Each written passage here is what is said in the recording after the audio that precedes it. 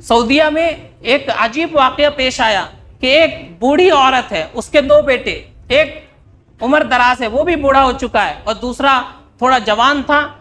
عدالت میں مقدمہ گیا، مقدمہ کیا تھا کہ دونوں بیٹے یہ کہہ رہے تھے کہ ماں کی دیکھ بھال ہم کریں گے، ماں کی خدمت ہم کریں گے۔ بڑا کہتا تھا کہ میں اپنے گھر میں رکھوں گا اور چھوٹا کہتا تھا میں اپنے گھر میں رکھوں گا۔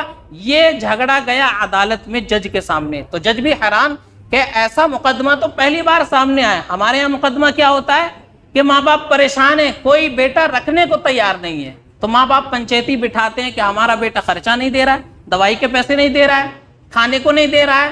تو ہمارے یہاں جھگڑا اس بات پر رہتا ہے کہ ماں باپ کو دیکھے گا کون، اور وہاں جھگڑا کس بات کا تھا کہ ہر بیٹا یہ کہتا تھا کہ ماں کو میں اپنے ساتھ رکھوں گا۔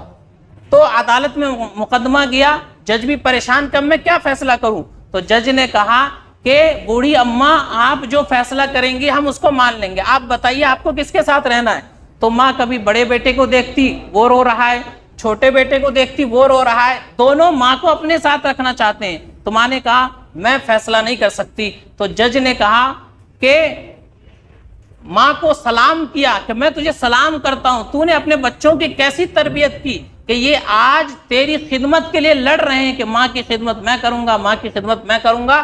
تو ایسی تربیت ہر ماں باپ کو اپنی اولاد کی کرنی چاہیے تاکہ بڑھاپے میں وہ اولاد ماں باپ کی خدمت کرے اور ماں باپ کے حقوق ادا کرے۔ تو جج نے کہا کہ میں ہی فیصلہ سنا دیتا ہوں، فیصلہ یہ ہے کہ بڑا بیٹا تیرا بوڑھا ہو چکا ہے، وہ خود بھی کمزور ہے، بیمار ہے، تو چھوٹے بیٹے کے ساتھ رہ اور بڑا بیٹا جب چاہے تجھے اپنے گھر لے جا سکتا ہے۔ تو یہ فیصلہ جج نے دیا۔ تو اس طرح کا مقدمہ پیش آتا ہے جب ماں باپ اپنے بچوں کی دین کے مطابق تربیت کرتے ہیں۔ جب بچہ قرآن پڑھے گا، قرآن کا علم اس کے پاس ہوگا، تو قرآن میں تو اللہ نے فرمایا میری عبادت کرو، اور اس کے فوراً بعد فرمایا ماں باپ کے ساتھ اچھا سلوک کرو، ماں باپ کو اف بھی مت کہو۔ ماں باپ اگر ناراض ہیں تو اللہ بھی ناراض ہے، ماں باپ خوش ہیں تو اللہ بھی خوش ہے، ماں کے قدموں کے نیچے جنت ہے۔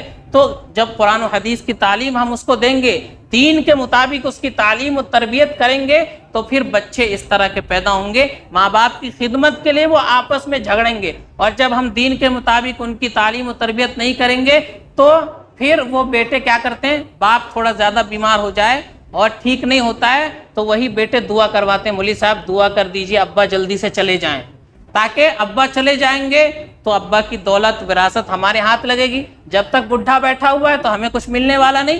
تو مولوی صاحب سے، پیر صاحب سے، امام صاحب سے دعا کروائیں گے کہ دعا کر دیجئے جلدی سے ابا نکل جائے تاکہ دولت ہمارے ہاتھ لگے۔ تو بچوں کی تربیت اگر صحیح نہیں کریں گے تو ایسی اولاد نکلے گی، اور صحیح تربیت کریں گے تو انشاءاللہ وہ بڑھاپے میں آپ کا خیال رکھے گی، آپ کی عزت کرے گی۔